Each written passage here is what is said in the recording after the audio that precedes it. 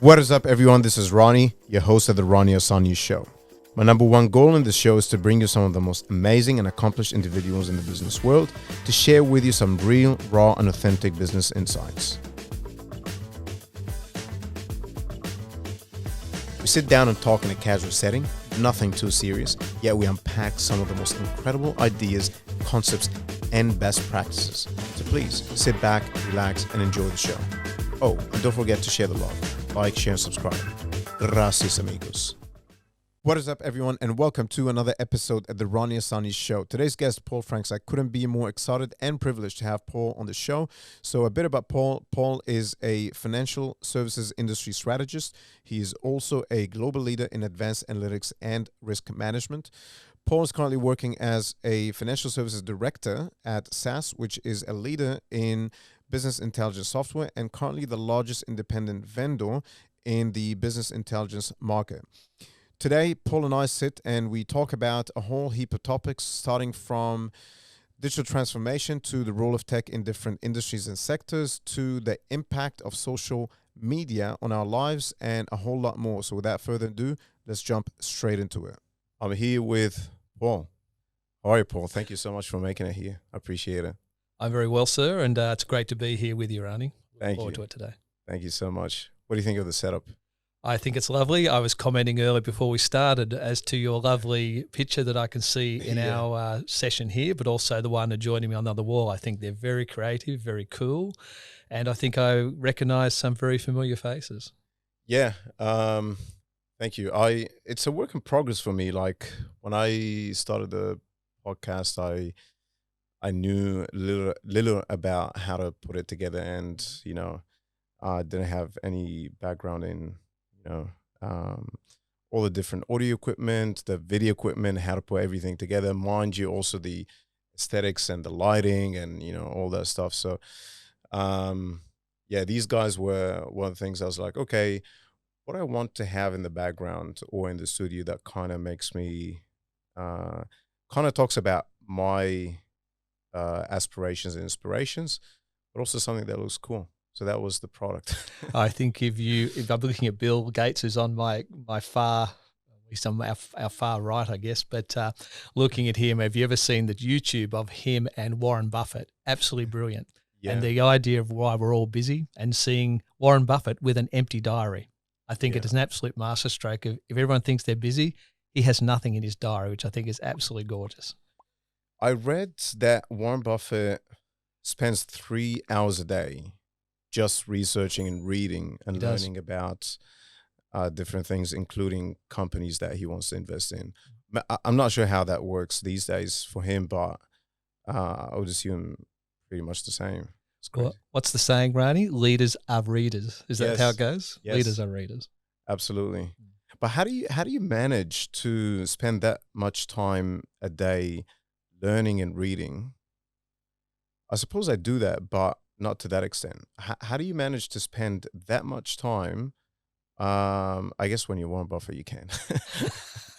Well, I think people get very caught up in how much need to read. It's the habit of reading. Yeah. Even, I don't know, as a young boy, I always read the newspaper and people thought that was really funny. Yeah. But I found it really good for the reason that it kept me informed, but also you learnt. Yeah. And I've recently gone back some very early business books I read. But I had an exchange with a lady who I've come to know very recently who shared her 5 to 6 books that had a profound impact on her, and I have done the same. Yeah. Interestingly enough, there were some common books there, but surprisingly, there were some very different ones. Right. So I think the sharing of what you read and what was your takeaway from it is usually a great one. Yeah. But also read. And using audiobooks is another way as well. We all tend to, I hope we all do a little bit of fitness, but if you're doing that, use that time wisely. It's not a bad habit to get into listening to perhaps 20 to 30 minutes, even just a chapter a day, and you break it down that way. That's really interesting that you said that. Do you think there are more effective ways of learning? So if you look at a book, when you pick up a book to read, like a good old book, like one of these, or an audiobook, or watching a podcast episode, or trying to teach people, because teaching is in and of itself is something, activity where you learn as well. Do you have a favorite way? Sounds like books are just reading books is. Look, I think all forms of learning are very helpful. Depends on the context in which you're in. One of the great opportunities is we have podcasts, as you say. Yeah. I know you do videos as well, but I think having those and just taking that really sharp insight. Yeah. I think people can get, books take time, they do, and you've got to invest in them. But sometimes just that short 20 to 30 minute message, whatever you're taking, whether that's a business context, whether it's a personal development context, or indeed just listening to great leaders speak. Yeah. Certain leaders have this most elegant way of communicating with you. Yep. But they also talk in stories, right? And we all know the best way to learn is through storytelling. 100%. And the best teachers are storytellers. And they give you that beautiful context, but also there's a call to action that follows at the back end of it. Do you have a call to action in your message? And I think it's really interesting if you talk about leadership, good leaders, I don't think it's a recent thing. I think we just perhaps revisited the whole concept. Yeah. But this idea that when you're a leader, the best leaders are able to tell a story to convey a message, but there's this beautiful innate call to action that attaches to it if you're doing storytelling really well. I was talking to someone yesterday, and he's read. Shout out to Nick Yakos. I think that's Okay. yeah. He's going to be on the show soon. Lovely. So we did a Zoom video call, and the background there was a ton of books, like 3 bookshelf. Like I was like, have you read all these books? He's like, yeah, I finished all of them. I was like, wow, that is amazing. And he was saying, I don't like book summaries. I actually have to finish a book like to feel like I got value from it. And I was like, yeah, I guess book summaries are not the way to pick up, what the book is trying to tell you, because a summary is just bullet points. It doesn't have the story or the stories that you're talking about. And that's what really inspires you as you're reading and trying to learn something, and what sticks in your head. Well, I think so. Depends what you're reading. But I've said, people say, what's one of the best books you've read in recent times? I read the biography of Neil Armstrong that was written by his best friend. Yeah. Now, I don't know if you're a space fan, you may or may not be, but the whole concept of how that particular person was a boy, learnt to fly, his dedication, how he learnt, but being told through a friend's eyes was quite an interesting take on how he was perceived. Now, he had his flaws, just like most great leaders and people of that ilk do, but as you say, if you'd read the summary, that nuance, that context, and the word I've loved in the last little while is elegance. That elegance of the story is often lost because it's just summarized down. Absolutely. And you've got to go on the journey in the book, whatever the book is, business or fiction, non-fiction, whatever the particular genre is. It's almost like having you, come on the podcast and saying, excuse me, Paul, can you tell me the top 3 things that you've learned over the last 3 years, and thank you very much. well, particularly that's right, because you don't have the context with, and I think any particular thing you do. So and some folk may say I use context a little too much, but it is absolutely critical if you're talking about any topic, any subject, you've contextualized it, because then you have the relevance to it. But also most individuals or groups can then say, okay, what does it mean for me individually? Because there'll be certain takeouts that a person has that another person won't. Absolutely. You touched on space. Are you into that space now these days? Do you know, I'm a little bit of a space tragic, I must admit. Okay. If there's a movie that has anything to do with rockets, I love SpaceX. I love the Virgin Galactic. A funny story, a couple of years ago, I went to Florida. I took my children to Florida to go to Disneyland. I had personally been over Disneyland by this stage, and not that it's a bad thing, but I'd had my fill.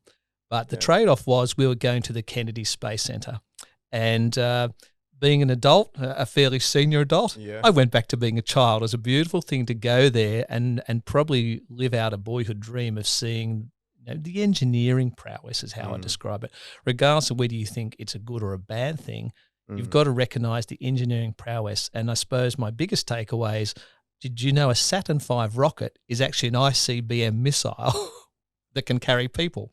And that just blows my mind, right? And I don't know if you've been to any other big things like Kennedy Space Center or perhaps Pearl Harbor, anything where there's, I call them big things went on here, and you can just feel it. So that's why I'm very interested in space, and I just think what Elon Musk is doing with SpaceX, I think, is fascinating. So yes, I am a bit of a tragic. Yeah, I think sometimes about the whole idea of, because you have people that are thinking, why do we need to go somewhere else? Why don't we just try to fix what we have here? And it's always, one of these things I think about.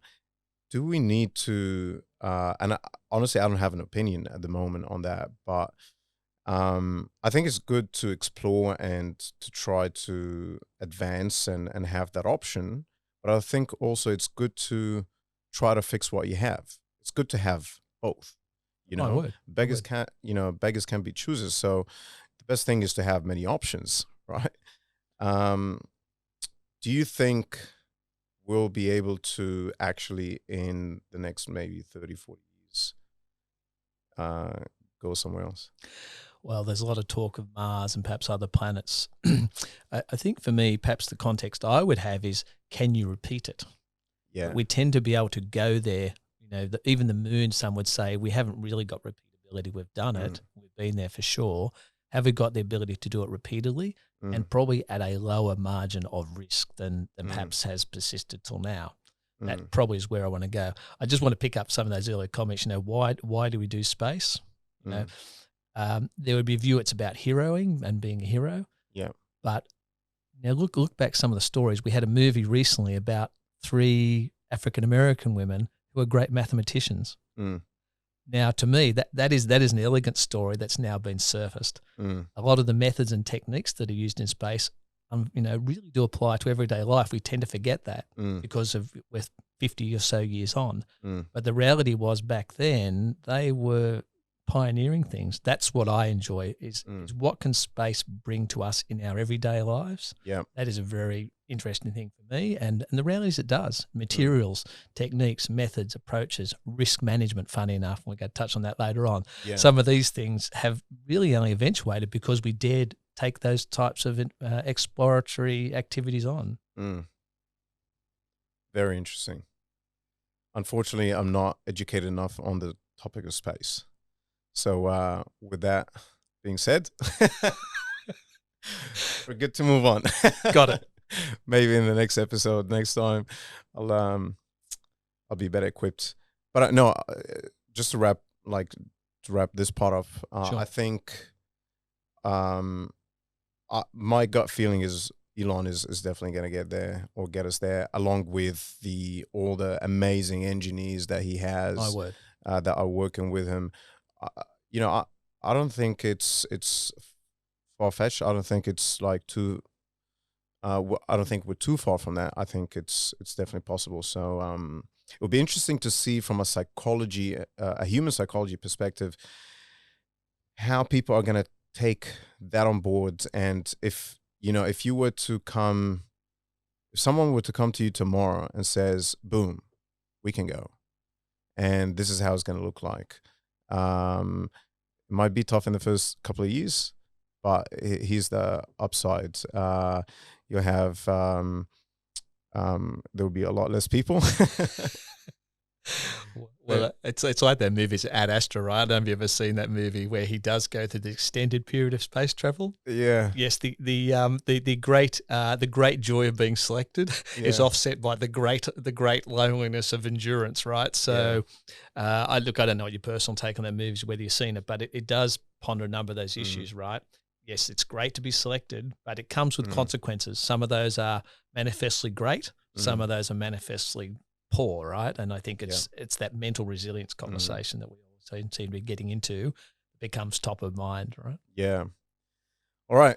Let's switch gears to you bring a wealth of knowledge in the world of financial services. You spend how many years? 20 years, 15 years? Oh, a long time. Let's use 20. That makes me sound much younger, but yes, a long time. My bad. That's all good. Should have just stuck with many years. How do you reflect on your journey so far? Look, it's been interesting. Clearly, I'm in the technology space these days. I think systems, the increased emergence of digitization of processes of systems.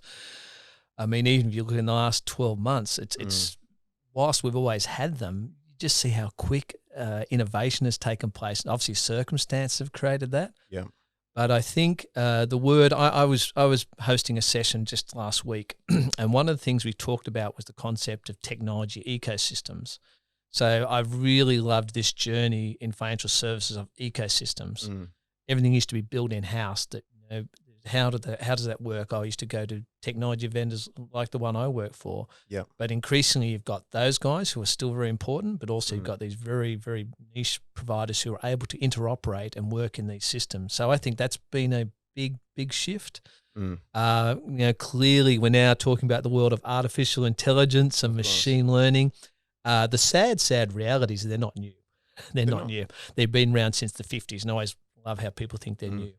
What's got better? Compute has got a lot better. Computing power. Yeah, correct. And also the way systems operate, and it's cheaper. It's much cheaper, so it's much more accessible. So for me, that journey of watching that happen, and I always laugh when I go back and talk about what I saw 20 or 30 years ago technology-wise. Yeah.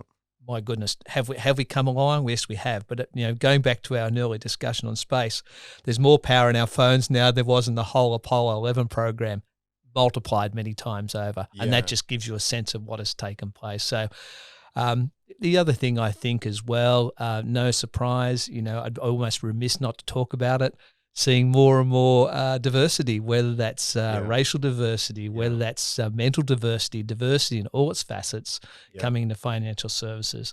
I think that's a beautiful thing and may it continue. Do you think the diversity started to really take on over maybe the last 5-10 years? Look, I think so, but it's probably other community things have driven that. I think it's good balance. There's different views on what constitutes creating diversity.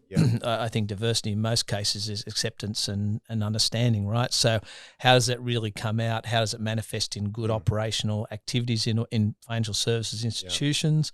But also, what does it mean? We didn't touch on the word of globalization. I was just going to. Now, it's really interesting. Well, the pandemic, there's views out there that says the pandemic is going to reduce globalization. I don't think that's the case.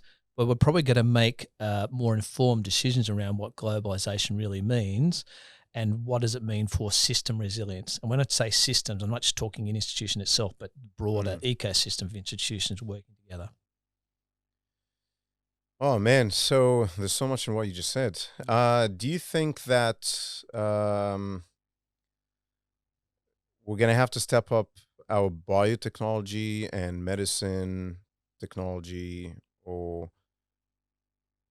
any technology in the medicine and biology space to be able to deal with all the things that might come away as a way of a first line of defense? Or do you think it will be more like, okay, what are the measures to do to be preventative measures rather than reactive?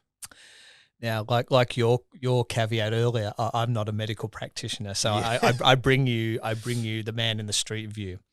Generally, and I'll talk personally, we could all be in better health, right? Yeah.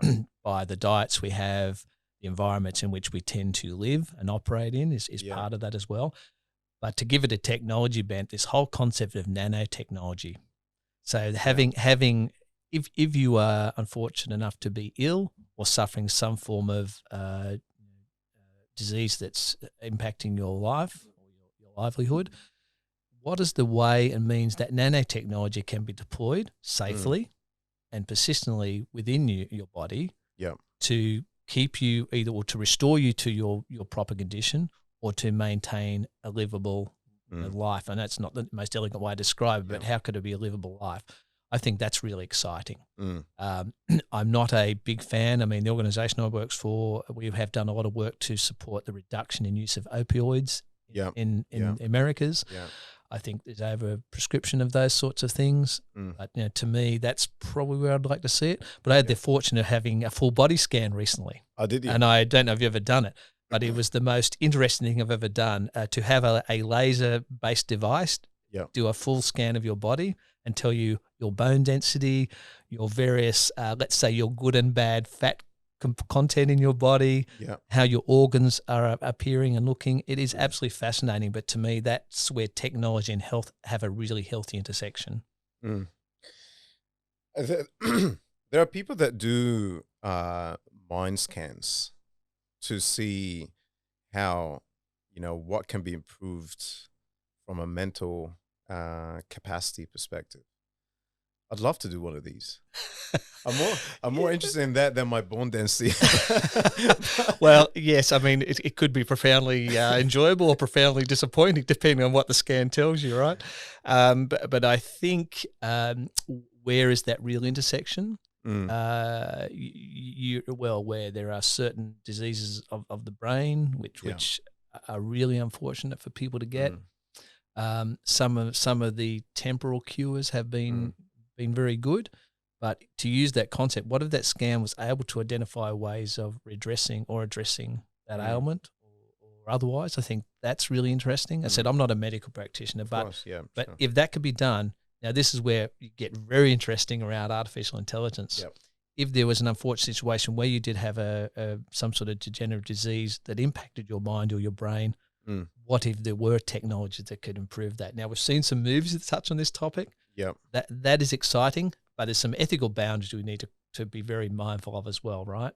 So I've seen a movie recently where it's a little disturbing that the doctor was performing surgery on the mind. I can't remember the name of the movie now, but it freaked me out because they then got to this point where they got overbearing on the whole concept of fixing the mind, and it became a negative thing where they took it from a sensual pleasure viewpoint, which is rather bizarre, right?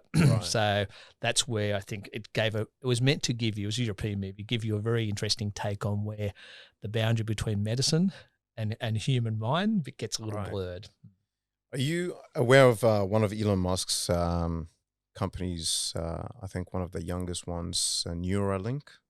I've heard of it. I don't know anything about it. So what he's trying to do is merge, basically at the most basic level, the computer and the human brain, right? So it's a chip that goes in your head. Yep. So similar things we're talking about. Yeah.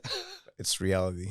It's becoming reality now. And every time I bring up that topic, some people freak out like, man. I just think it's interesting how this can evolve, because the possibilities, because the argument that he makes, and I was watching one of his episodes. He had two, I think, with Joe Rogan. The second one, he talked more about it, I think. And basically, he's saying, his argument is, this phone right here is an interface with your mind, right? It's a way for you to be able to see what other people are sending you, communicating to you, and all that stuff. And basically, the argument is the bandwidth of this is just very limited. And with the technology that he's working on, the bandwidth will ultimately be so big that you will be able to interface with a computer and get information. So, for example, if I want to go to Google right now and find the nearest Italian restaurant, I could do it on my phone. I can type. I can also just say, "Hey Google, blah blah blah," right? Potentially, that can happen in your mind at some point when Neuralink technology evolves to that point where that chip is just, and then the ramifications of that too is you having Wikipedia in your brain, and you being able to talk to people without having it. Just, it's one of those things you're like, okay, is this going to make us better or worse by having a technology like that? Well, you got me thinking about some ethical boundaries as you speak. The fortunate or unfortunate elements of that technology, it usually applies to the thing that I'm not a fan of. I assume you'd have a similar view. Yeah. Warfare, right? Yeah. It becomes very embedded in warfare or military applications. Yeah, true. That is positive and negative depending on how you want to look at it. The positive is, well, it can stop manifest outbreaks of violence, perhaps if you can control it. But also it can make humans become very effective machines, and I'm using inverted commas around the word machines there. So I don't know if you've ever read the book Germs, Guns and Steel by Jared Diamond. That's an interesting application of how various technologies have been applied to humans as humans have attempted to conquer other civilizations. Right. Now, in saying that, I'm not advocating or suggesting any civilization be conquered, but it really talks about some of the ethical dimensions of it and the human mind. So I don't know, maybe Elon Musk has read that, but I think for me, if you look at it, that sort of technology has profound positive benefits. It has profound negative benefits, and like most technology. So I'd be wanting some pretty clear frameworks around how it would be used, and they would need to be, applied consistently. And I say that because you can have situations that what I would probably not be comfortable with today as a human being is where that organization, whether it's the entity you called it or the parent company, starts wanting to control your mind. That is a very, very dangerous place to go to, I think. Yeah, there are a lot of documentaries now that are talking about how big tech and social media are basically controlling people's. I think in a way you can look at that and say it's already happening, but at a smaller scale. And you're right. Once you have something like that, it becomes a lot, much bigger. Yeah, I think the word they're often using now is influencing, right? Yeah. Whether that's a subjective or objective, that concept of influence is becoming a little grey, but also we talked about the start of our discussion here around education and learning. I think people are very adept at picking up new technology. I'm not always sure they've done the education and learning that goes with it, whatever that technology may be. And I'm guilty as charged as well, right? We all want to be excited and get into it. Yeah. But sometimes I think we'd be well served to sit back and have a look at it and say, have I really understood the technology that I'm using? And what is its potential broader application beyond my immediate use case I'm doing right now? Yeah, I was kind of thinking about it also from another perspective, from a social perspective. How would it make us as a society act and behave? Would we be more introverts, extroverts?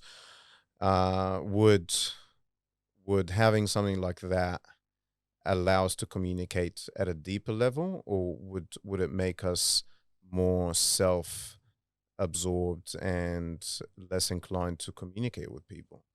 Now that's a big question. We should be going to a philosophical discussion now, but to me, it's interesting. We think we've come a long way, but you go back to the great Greek scholars of philosophy. Yeah. If you look at what they're writing then, I don't think it's that radically different now. We've just got a little more kit around us to be simplified. But to me, look, there are a lot of ways society can enhance itself.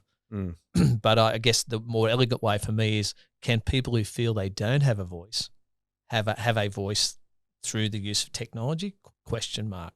I don't know the answer, but to me that has a lot to do with it. But also, I think one of the big things is, personally for me, is there's a wealth inequality. It's manifest in the world, right? I'm uncomfortable with it personally, and I'm happy to say that. But what ways could that technology perhaps look for better opportunities around wealth redistribution, or even better, give people who have limited access to education, limited access to knowledge, self-empowerment to actually be self-sufficient? Now, there's a story. Now, someone very dear and near to me made a really nice comment to me the other day. What if everyone in the world could have a hot shower? How much happier would we be? And I thought that summed up a lot for me, because often we think of the big bang of technology. What about the really small details that can make a profound difference in an individual's life? That's probably where I'd like to see a little more activity. Cannot disagree with you on that. Okay, cool. I think we've covered a lot of societal issues and topics. Maybe we can go a little bit into business. Sure. Now, what's your day-to-day like these days? How do you spend your time? supporting your organization, customers? How does tech play into it? How does that all? Well, if you look at my title on LinkedIn, I talk about being an industry strategist and an evangelist. Yes. Now, I don't know what people's personal take on this, but I like to work with the wonderful customers I get the opportunity to interact with. Some of those are newer, some of those I've been with and had the opportunity and privilege to work with over a period of years. Yeah. So I think for me, helping them overcome business obstacles or challenges. We touched on a little bit of strategy earlier in our conversation, bringing their strategy to life. Yep. But, you know, similar to us talking today, I did a virtual round table. They're all virtual these days, unfortunately. I like physical, but we'll do virtual. And I raised a question around transformation, which, you know, it's probably a little fatiguing for most now. But what ways can we make transformation less complex, more easily done, and getting to outcomes quicker? Yeah. Now, for me, I say that because one of the things I've often talked about for many years is it's great to be precise, but I'll accept a little trade-off, a little less precision for a quicker outcome. And meaning I can iterate to a higher order. You know, I don't want to use the word perfection. I think that's an unattainable state. But to me, that's important. You know, the other part, one of my colleagues always says, you tell us which hill I should be climbing onto and we'll go there. Yep. Now, I'm very mindful that that is a big obligation on me, but I enjoy that. I enjoy doing that with customers as well. My role is to guide them, to encourage them, but also to be there when they decide to take us on and work with us, which said is beautiful. They want to work with the organisation I represent, but also how do they then go on and do that and get it done? What is the great joy? Seeing the outcome. Yep. And you know, do we know we're doing a wonderful thing? Yes, when they come back to us for the second and third time. So that's what my days tend to look like. And then the other part is having the opportunity to speak publicly, whether it's in these type of broadcasts, whether it's a point of view in industry forums or non-industry forums. It's a great way to earn a living, I'd probably say. 100%. Just sharing your passion. Yeah, it is, and I hope I am passionate. You know, so there's that, but also, you know, I look at some of the things you say and act upon. Does it make people do something? I certainly hope so. If not, I hope it moves them a little closer to the target they seek. Yeah. You touch on perfection, right? So I always say execution over perfection. Every day. There's always like, it's one of those things that you have to have a balance, right? You have to have the right balance. Okay, obviously I'm not just going to go around like a madman, you know, trying to, you know, acting on every idea or thought that comes. You have to, you know, research, and you have to look at it from different angles, do some, have some evidence and whatnot, and speak with different stakeholders or whatever. But at the end of the day, there's too much of analysis that can lead to paralysis, right? They say. Absolutely. Yeah. Absolutely. So it's at what point, and I think it might vary from organization to another, from one person to another. It's one of those things you have to be able to decide as a person or as an organization, at what point do we draw the line and say, okay, it's execution time. Yeah, look, it's interesting with strategy, and the people have a range of views. Some of them very passionate, some less so. But I often wonder what the strategic frameworks of organizations are. As you say, you can do too much analysis, but what's the big ticket items? What's the big elements of your strategy? And the part that I often worry about is what is the innate keyword capability within the organization, and to what extent can you augment or uplift that capability by working with others, whether that's technology vendors, whether that's other organizations. I also wonder whether there's more opportunities for, we talk about financial service or institutions to collaborate. Now, they would put their hands up and say they've with various payment systems and things like that. Would they do more? I think they probably could if they chose to, right? So that's probably part of where I see it. And you have to have a finite viewpoint that says, I've done enough analysis now. Do we have the confidence? Have we managed our risk appetite? Can we move forward? That's probably where I'd like to see a little more activity. Interesting. So if you were to rank the top 3 or 4 reasons or challenges when it comes to transformation within a fairly, let's say, a medium-sized organization, right? Would it be resistance, legacy systems? Would it be lack of confidence in the capabilities to execute? Um, what what are the main things that, from what you've seen in your experience, are the main reasons people kind of like not execute? Well, I actually asked this question just recently, so it's very, very good you ask. I think I might surprise you and say culture Okay. of the organization. Okay. Now, that word has been a little abused, I think, but Mm. let's take it in its best context. I think culture represents a lot of different things. It's partly capability, it's belief systems, Mm. but also, what gets done here, if I use that type of phrase. So culturally, can the organization fulfill a transformation agenda? Mm. Do they accept that there'll be failure? Do they Yep. accept there'll be failure?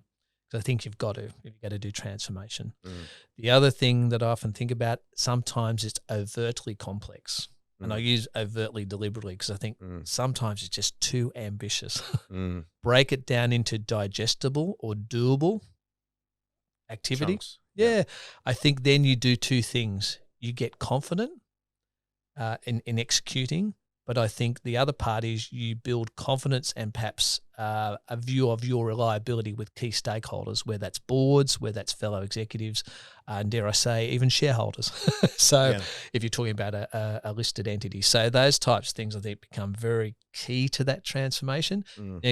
Now, I didn't mention the words processes or technology. They're Mm. important, Yep. but I tend to think most transformation agendas fall down on Right. those topics first, right? When you come up with a strategy, how much do you have to, like, how much emphasis do you put on trying to promote and convince and influence the culture to adopt and take it on board, versus how much time or resources that should be put in to actually create the strategy? Look, I think any organization, I think culture is really important, right? Yeah. Because as I said before, it's what gets done here. Yeah. This is how we live, right? Yeah. This is how we live here. So I would encourage organizations to spend a little more time on culture. There's some great readers out there. If Mm. people want to look me up on LinkedIn, you'll see people I follow, I think, are doing a really good job in the Australian market doing that.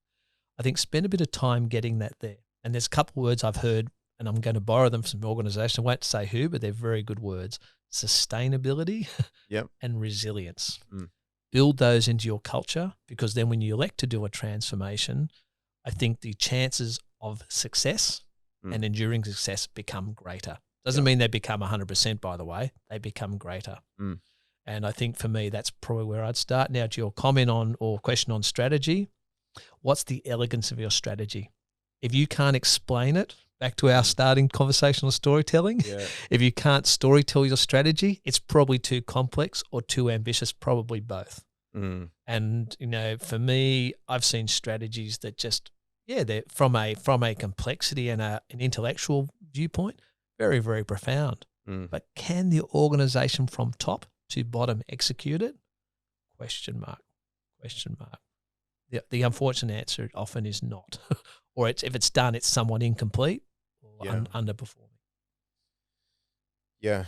So I think, again, it's a fine balance between complexity and simplicity. And the flip side to simplicity is, or maybe for the lack of a better term, I use the word simplicity, but I guess something that people can relate to and, take on board and not be overwhelmed with, right? It's a great word, overwhelmed, because you Yeah. can be overwhelmed, and it has to be suiting them, right? So if you're at the top of the organization, a board and executive, that's one view of transformation. Right. But what is often the people at the coalface or the front line, depending on what you want to call it, particularly where there's a customer interface or a customer interaction, you usually have to execute it whilst doing their day job. Mm. Part of me says I'm not always convinced that part is well thought out. Mm. Right? It's very easy to talk because I'm not feeling it.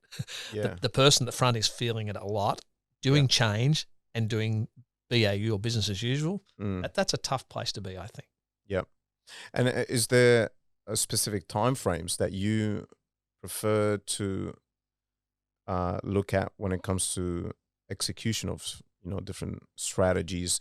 Do you think there's time frame that could be too long? Like, we don't want to do anything that would take more than 6 months, right? If it takes more than 6 months to implement, that's just too long. It will get messy. It's just people will lose interest in making it happen, or maybe 1 month is too little for anything significant to happen. So there's always like this, time frame that you got to look at.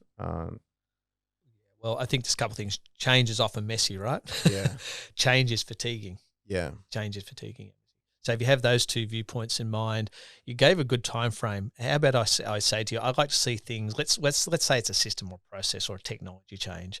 6 months to get it in or get it done, and then what's the bedding in or the operationalizing, if you want to use that word, of it. And particularly, it might be some smaller. If you're thinking of an agile deployment or an agile build, this concept of 4 to 5 weeks to implement a phase or a stage, depending on your words or choice, get it operational. It might be, as we talked about earlier, less precise, get it operationalized and iterate to a higher order. Doesn't have to be 100%. I didn't say that, but getting to a higher order that you can accept, and that balance and trade-off between operational efficiency and cost, right? And then the really important one, because we often forget this, what's the impact on the customer from that? If you're talking financial institutions, if the customer suffers a degraded experience or suffers an adverse consequence of a change, I'm not sure that's a good thing, right? So having that top of mind is pretty key as well.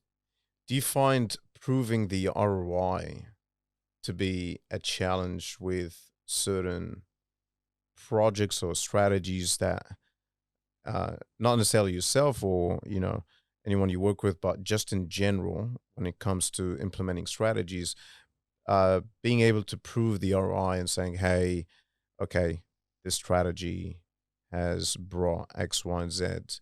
Do you find that to be something that's not necessarily straightforward at times? I think anyone who says it's easy is probably telling you a fib, but I think the reality is what are the elements of return on investment, right? So what are the building blocks of it? What are the substantive real material costs? Let's focus on those. And I've used that word a couple of times today. What's sustainable cost base? Because I think that becomes really important.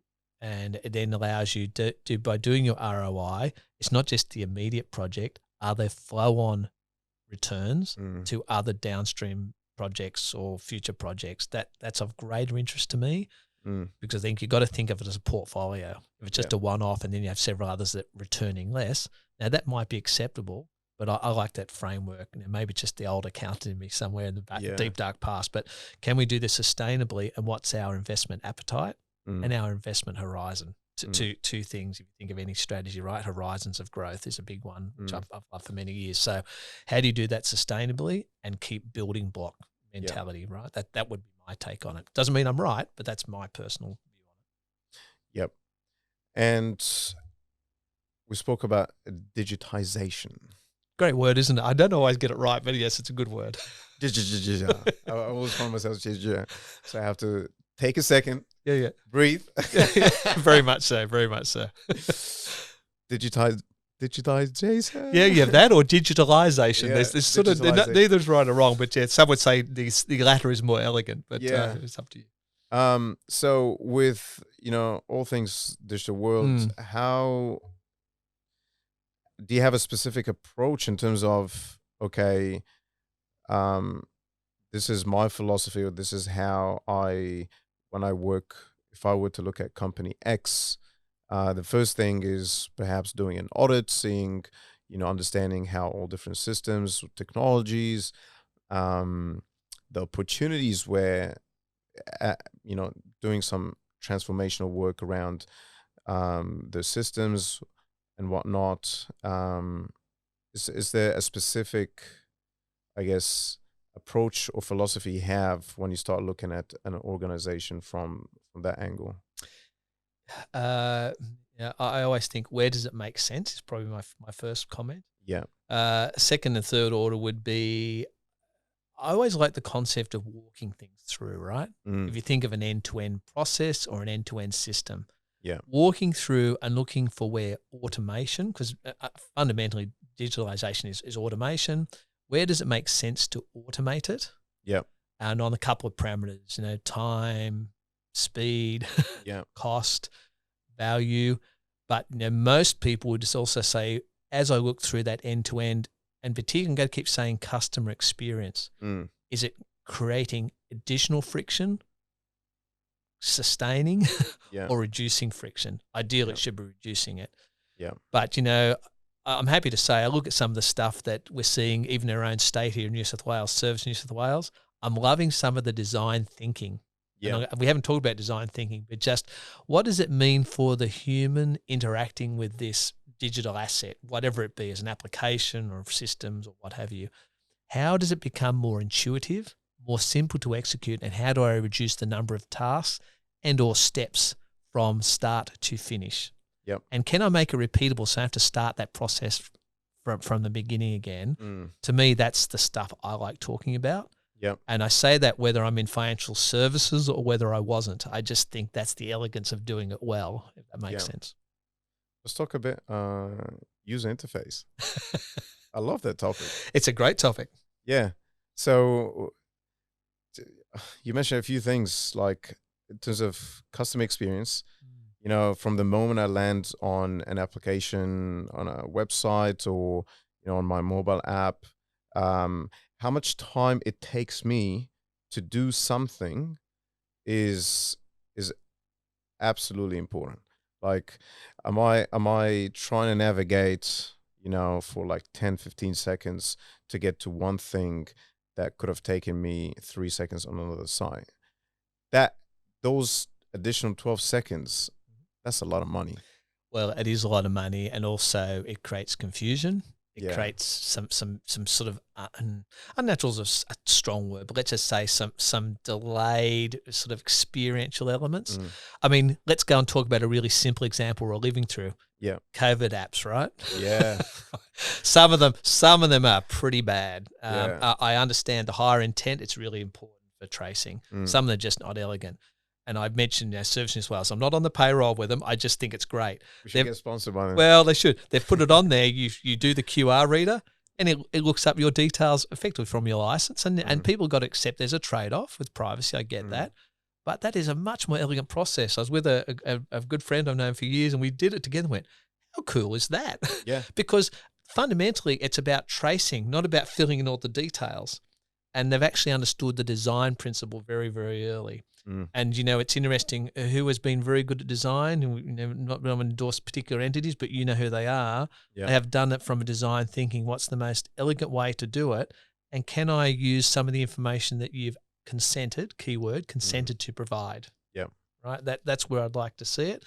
And we all like gamification, meaning we like the idea of having interfaces that are friendly. Yeah. And they're, could I use the word captivating? I think that's a good word, captivating. You want to use them. Immersive. Yeah, it's another throwing nice a lot word. of terms today. Throwing a lot of terms. Well, we'll play bingo in a minute, see how your card's looking. But you know what I mean? It's important because people laughed and said gamification. It wasn't about games per se. It was the idea that people like to play games that have highly captivating interfaces, and they enjoy them. It's quite fascinating how also quickly they turned it around. Yep, they do. The COVID app, that was well done. Privacy, yeah. I mean, privacy is one of those things people get tired thinking about before even talking about. Yeah, like, for sure. Oh, man, shut up, take my money. Like, shut up, take my data. Yeah. But I think eventually it will have to be improved. I had Robert Seibel. I know Robert. Haven't seen him for a while. Good man. You know Robert? Good man. Yeah, we had a really cool episode. He was here a few weeks, and we talked about data and privacy for quite a bit.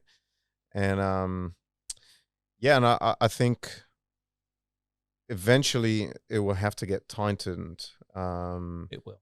The whole privacy world, and some parts of the world have done a better job, I think, like Europe. But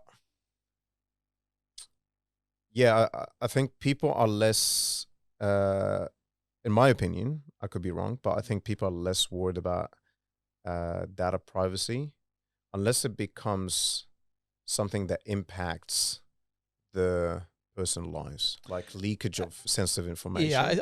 I think you're right, Rani. Yeah, For me, uh, this word privacy and probably its sister word consent, right? yeah, I think there is explicit and implicit mm, consent. You'll have different views on those. Where the broader view is it's profoundly good or mm, profoundly useful or yeah, profoundly beneficial, they're probably good things. yeah. Um, Like if you track um, my shopping behavior to and where I shop, whether physically or online, and you serve me with better apps or better, sorry, products or ads about things that I'm interested in or content that I'm interested in, I'm all for that. yeah, yeah, for Collect as sure. much data because at the end of the day, that serves me better, right? But if I'm sitting at a bar or like at home talking to my partner, for Hmm. example, and then uh, my voice technology at home, like I don't know, Google Home, whatever, picked up certain things, and that was somehow stored in a data center somewhere, across the world, and that got leaked.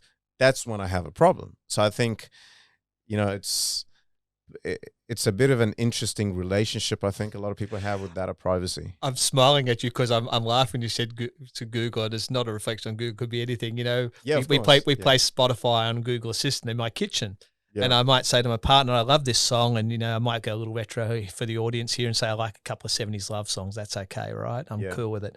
But then all of a sudden, it decides after that song's on, they play a bunch of other songs I didn't actually ask for. But the interesting thing, at no point in time say, "Did you actually enjoy those songs? Would you like to have those songs added to your playlist or your preferreds?" mm, That's where it's really interesting. You talked about the interface. yeah, That's where consent becomes very interesting because it's not so much a consent, but am I on the wavelength? Am I with you rather than just throwing it down, if that yeah, makes sense? yeah, That's why I smile because we think, where did that song come from? yeah. When did we sign up to that? So I don't know. It's just a Oh, funny little my kids anecdote. have really weird taste in music. Yeah, correct. So I don't know. That's where it's an interesting thing where Yeah. boundaries is the word as you were talking a moment ago. What are the boundaries we choose to tolerate? And I say Mm, tolerate and possibly accept as well, right? When yeah. looking at Cool, cool, cool. Um, are there any things you see in the financial services because you've been in the industry for a long time? I'm not gonna say how many years. Are there any things you see that are potentially going to be disrupted? Are there any trends that you see are um, really worthy of kind of paying attention to, or any things you tell anyone who is in the industry, watch for this, or you gotta work on that, or yeah, let me explore. I would be remiss if I didn't bring it up. We touched on this a couple of weeks ago when we first met, but we talked about data and analytics, right? yeah, I think there's been a lot of noise out there. mm, Now, I work for an analytics organization, very proud to work for that organization. And I think we've done wonderful things with our customers and may we continue to do that. But I think people have gone strategic on these great journeys around analytics, and that is a most admirable and noble thing to do. Sometimes I think the ambition and the capability, since we touched on it a moment ago, haven't been quite matched up. yeah, Now, the sister part of that is, well, no analytical strategy is very good if you don't have the right data at the yeah, requisite quality. yeah, So to me, there's still a journey to go on there. Now, the real disruptor there is we've touched on this country. We've got open banking. They've had in the UK and other mm, jurisdictions for a number of years prior. Can that be used for better customer outcomes? I think there's more disruption to go there. And I say disruption in the positive context, not the negative, yeah, assuming all the legislative elements are observed. And I think by and large they will be. I think yeah, that's exciting. On the analytics side, we've touched on a couple of elements here. First and second order around insights and behavioral aspects are very, very positive. What if we get to the advanced capabilities, which I know my organization does, and there's other organizations who yeah, do it as well?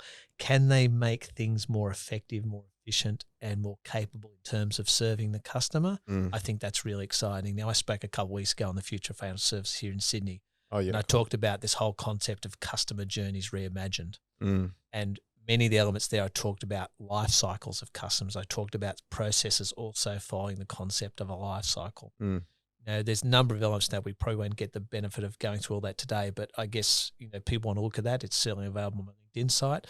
But we talk a lot about this idea that how do we move the capability up the order? I think that's probably where I'd like to see it go over the next couple of years. Now, one other thing around disruption, we've touched on it earlier in our conversation, is the digitalization agenda. It's got to keep going, right? I think particularly the current climate we're in operationally and with pandemics and what have you have only made that more proliferated. Can we do it better? I think we can, and I'm seeing green shoots with organizations doing that today. What's my desire? If you want disruption, we have talked for many, many years about the financial assistant, the financial concierge, the financial coach, right? And there are some ways to do that, and it's not my place to say which are better or worse. But gosh, I hope I live to see that done to some level of perfection. Maybe it's in some of those technologies we started our conversation on. Yeah. Because I think financial literacy, if you want a topic that needs to be disrupted and get better, financial literacy across all age groups, it should be followed. There's a certain commentator out there, the Barefoot Investor. Yes. Why is he so popular? Yeah. There have been others before him, by the way, so he's not new. But why has he been so popular? Because people are hungry to be financially literate. So if you want a disruptor, can the institutions do more around increasing financial literacy? I think they can. So that would be disruption for me.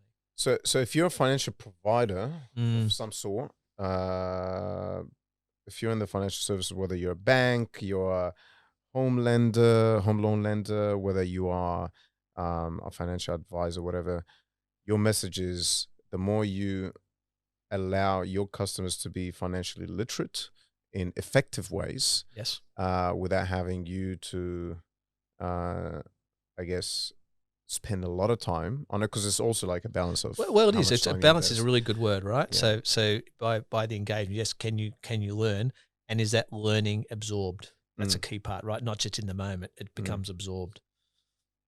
So how do you? Because not every single person is actively reaching out, going and researching, and because there's a wealth of information out there, right? There is, Rani. It's everywhere. It's proliferate, right? Right? You can go to YouTube. You'll find a lot of people sharing a lot of knowledge. You can speak to people. You can just go on Google or whatever, any search engine. Just look for things. You can pick up a book. You can talk to Paul. You know what I mean? Like, there's so many things you can do, but I guess majority of people are not. Yes, you're right. I think people are hungry for financial literacy. I think what people are actually hungry for is financial freedom or independence. I think you're absolutely right. They are. And both. To get that, you have to have the literacy. And we are not taught in school anything around how to manage your finances. Not at all. We tend to learn by our mistakes, unfortunately, which is never a great way to learn. Yeah. You finish studying high school, maybe you do studies post high school, maybe you do an undergrad or whatever. And that's when you really start to, your expenses as you get older start to, increase, and maybe you move out of home and you start to face the reality of, okay, well, money coming in, money coming out, future, how much I need to save for a home, blah, blah, blah. So that's when I think most people start to really realize that, I need to learn, how to manage my finances and stuff like that. So for me as a business, what are the ways from, using technology or focusing on customer experience? How do you give people something that they can find easy, consumable, simple, to learn on the go without feeling like, oh man, like I don't have time for that. Well, I mean, what's the typical thing? Why do people like TED Talks that tend to be around 10 minutes, right? Or something similar to that. I'm not saying TED Talks are better or worse, but just a good example. They're fairly popular. Your podcasts, I mean, what's a digestible? 5 to 10 minutes is pretty good. Can I take away 2 to 3 actions, maybe even one that makes a difference to you. But how do they get surfaced to you, right, or served to you? We talked about proliferation of all this content out there. That's great. That's great. It's all out there. But most times it's not guided to you in a way that is digestible. And I use the word digestible, right? So can an institution, or to use your expression, a financial services provider, make that accessible to you? Or even go one step further and make it a curriculum. So if you looked at these 5 to 6 pieces of content, the takeaway is, I don't know, let's say you understand how to budget. That's a good example. That's a good thing to do. If another one is, I can teach you to do, it's interesting, investing. What does investment look like? What is financial protection? Meaning how are insurances used, or other forms of risk mitigation applied to your personal financial circumstances? That's probably the stuff I'd like to see. I'm frightened when I hear of words like underinsurance or no insurance, particularly when people have vast financial assets. So those sort of topics are probably of interest to me. We talked very early in our conversation today about lifelong learning. I've been in this game for a long time. Do I think I know everything? Absolutely not. I've probably forgotten more than I've learnt, the old saying, but I always go back and revisit. I went back and read a book that was written in the 1930s just recently, written by Napoleon Hill, for those who might know the laws of success. Yep. They are no less relevant today, and many of those laws are also financial, right? They're no less relevant today than they were back when it was written in the 1930s. So my comment, or close this out, is that says, perhaps we need to revisit our past to find our future a little bit, right? So having that concept in mind is pretty important. Yep. And I think the mode as well, and how the frequency and the span of, so I don't know, do you think gamification is a very good way of communicating financial topics, or would you say it's better that it's articulated by someone via, like, a medium like this, or perhaps, I don't know, like I get TED Talks and even a podcast, but I feel like it has to be even shorter, to the point, tackling one item, like, okay, budgeting, that's how you do it, or even one component of it, and this is how you address it. Tax, for example, whatever the case is, and just really doing them in very small chunks, because a lot of people, financial literacy, a lot of it comes down to also understanding math, and a lot of people just find it boring, don't have any interest in it. What is it? What is it? Plus, minus, multiply, divide. Oh, yeah. And your simple operators, right? But it's interesting. I was just listening as you're commenting, and I don't know why I'm even thinking this. I'll go there, and you can tell me if I'm out of order. Yeah. But why do people love Nintendo? Why do adults love Nintendo? Right. Why are games of interest to reinforce learning? Because a good game has a couple of key elements, right? There is some form of outcome or something to be conquered. And I say conquered in a positive, not as in military conquest. You get rewarded for picking good options. You have adverse consequence if you pick the wrong option. Yes. This concept, but most good games have a positive reinforcement of a learning outcome. And I think, to me, that's where it's really interesting. And even just your example of budgeting, well, I can go down different paths and trade-offs. You may want to reinforce a good habit. That good habit might be, I budget to cover certain unforeseen costs. I'm just making it up. But that's where gamification, particularly if it's compact, can do some really interesting things. And I think everyone likes a game, even adults like games. I had to laugh when I saw people of my age, 20, I'm lying, but playing with adult Lego. Why does Lego Masters interesting? I'm off the topic a little bit. The point is, people like games that reinforce either positive experiences they've had in their lives or reinforce positive learning outcomes. I personally think it would be super interesting to have a game that simulates your life, and the choices that you make, and how that impacts your financial outlook. Yeah, the problem is 99% of people would still prefer to play one of the shooting games. I was like, you know, They you know, probably would. We live in hope that that may change, you know right? what I mean? So whoever comes up with the idea, like, Well, good luck yeah. trying to monetize it. I guess, nah, I'm just kidding. Who knows? Maybe it works, right? I still think Maybe there's there's something that's out right. there. I think there's Yeah. ways we can use it more. I think your point is really valid. Yeah. I like gamification. I don't think there's a problem with it, but let's look at it. And back to our comment, you're not always going to get it right, Mm, but it's better to have tried, right? Now I mm, made a comment that it's not great to have mistakes. I should have redressed that. It's okay to make mistakes. It's what you learn from the mistake that's probably mm. most important. So I just want to correct a comment I made earlier because some of your listeners may think, "Gosh, he's saying mistakes aren't good." No, they are good, but They are learn from good. them, right? Learn from them. Yeah, and you also want to learn. One of the things that I have started to over the last few years really try to incorporate in my philosophy Mm. is, okay, my mistakes are quite important to learn from, and are very good in a way, but I also want to learn from other people's mistakes. Absolutely, You know, absolutely. I don't want to, like, every mistake you make has a bit of an impact, right, on you. There's a cost to it. Some of them are not too big. Some of them could be catastrophic. But at the end of the day, you're right. You can learn from, like, there's an upside from every single mistake. But I think learning from other people's mistakes can really catapult you in a lot of ways. Well said. Well said. I think it can. And just seeing some of the journeys, and Yeah. I always love. You may watch the Michael Jordan, Oh man, the thing on Netflix recently, right? love Michael Jordan. People have different views of whether that's aggressive or not aggressive, but I always love the saying, I'm only as good as the how many thousands of missed shots he took, and that sort of stuff is profound because you think, oh, he's such an awesome shooter. What about all the ones he missed, right? Mm, And look, he's just an example. There's many others. Why the more mistakes I make, the more successful I become, or the more misses I take. You know that saying. But I yep. think that for me is profound. I really love your idea there around taking what have Mm, other people done, what did they learn from their mistakes, and keyword is what did they learn.